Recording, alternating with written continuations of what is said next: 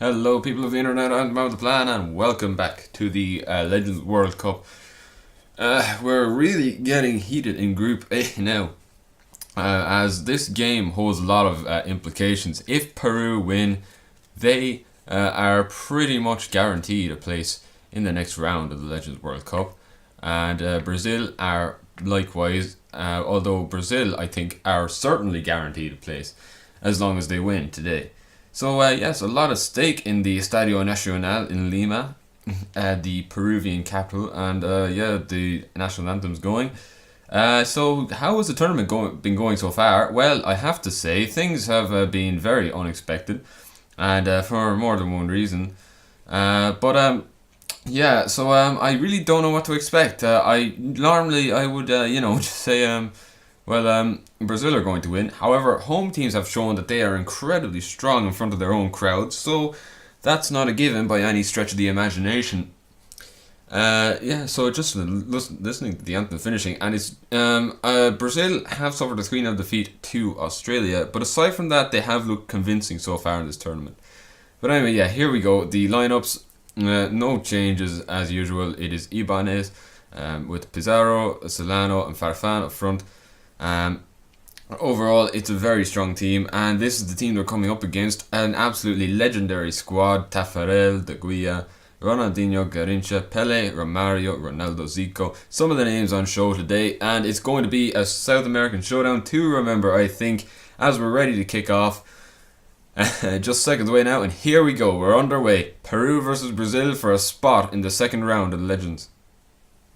And that's cleared away. Tafarel has it. He boots it down the field, and that ball is won by the defence. Roberto Palacios plays it forward. Pizarro, and that's a very good ball to Solano. He's missed the target. Unlucky for Roberto Solano. He was inches away. It's Carlos doing very well. Romario gives it, and that's Pele and Carlos, and there it is. 1-0 to Brazil. Roberto Carlos with the goal for the Samba Stars, and that is a huge goal. It takes Brazil so much closer towards qualifying for the next round, and it's... oh wow, what a goal. Nothing impressive about the finish. It's Solano, and that will do it for half time. It's been a very close half, with both teams having their fair share of attacking chances, but Roberto Carlos was the only one who was able to take his, and because of that, it's 1-0 to Brazil. That's a good throw in. It's Ronaldo, and Garrincha has it. He's got a bit of space here. Garrincha beats his man. 2-0. What a finish from Garrincha. The skillful midfielder finds the back of the net.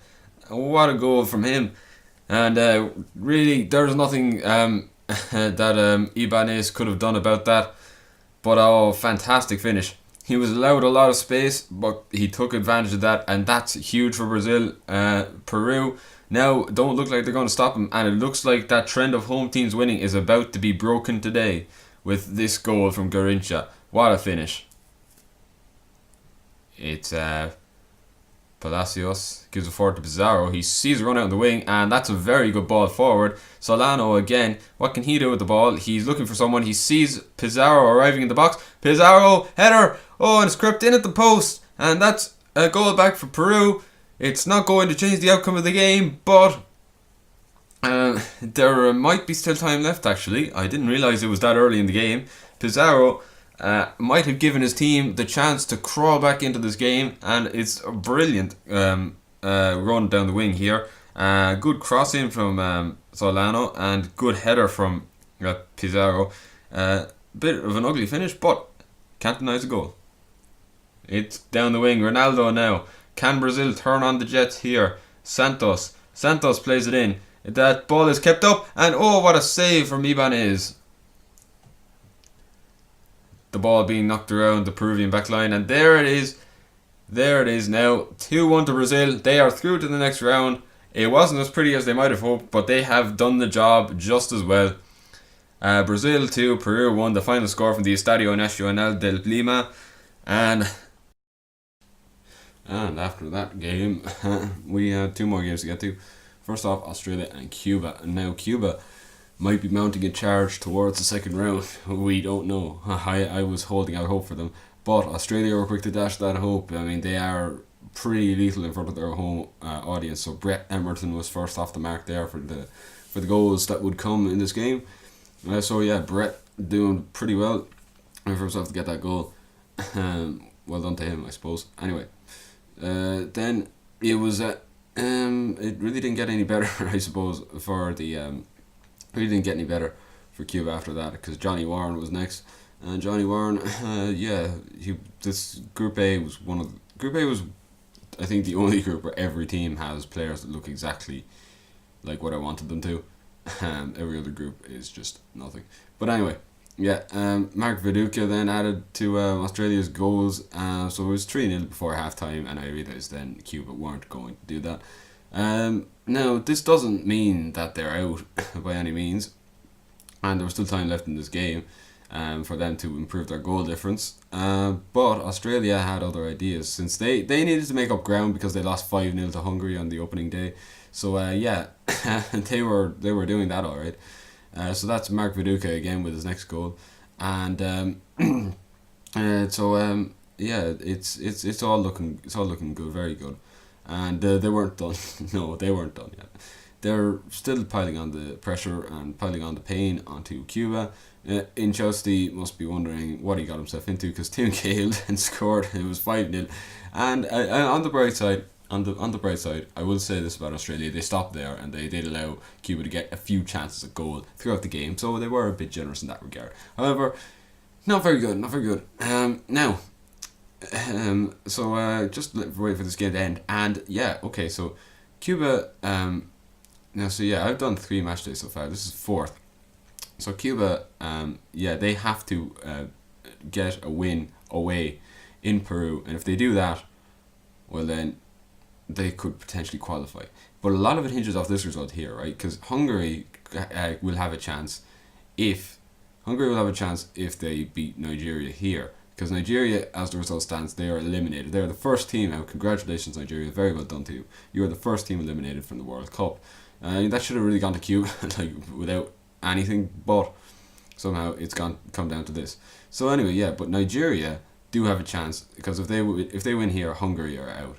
So Hungary needed to win, and that wasn't really a message they got very early on, because Finidi George, to be fair, that's an incredible finish. He just absolutely rifled it in, and there was really no chance for anyone to get that. So everyone there all happy campers there. They're all grand out. Since Sunday Olise hits a ball into the box, and somehow that went in. I don't know how. I don't know what went wrong there. John O'B McKell scored anyway. Things were not looking good for Hungary, but it's only 2-0 and it's against the mighty Magyars, so Nigeria were never safe in the lead. As soon as we get anyway, as we see, Nigeria were never safe in the lead, and they eventually it came off of them with this. I mean, it's a nice bit of link-up play here, to be honest with you. Kalman Conrad on the wing swings it in. It doesn't quite come off for him initially. Laurent, and it's knocked around for a bit. It really took them a while to get going, but that resulted in a penalty, and Puskas buried it. I mean, really, what are you going to do if you're the goalkeeper in that situation? But there was a chance. There was a chance for Hungary, but I have to say it now that they didn't take it. So despite everything, Nigeria still won, which means that both of them are eliminated, which means only Cuba and Peru are the only 2 places up for contention in the final round of the game. So anyway, tune in for that, because it is going to be a surprising and pretty cool encounter.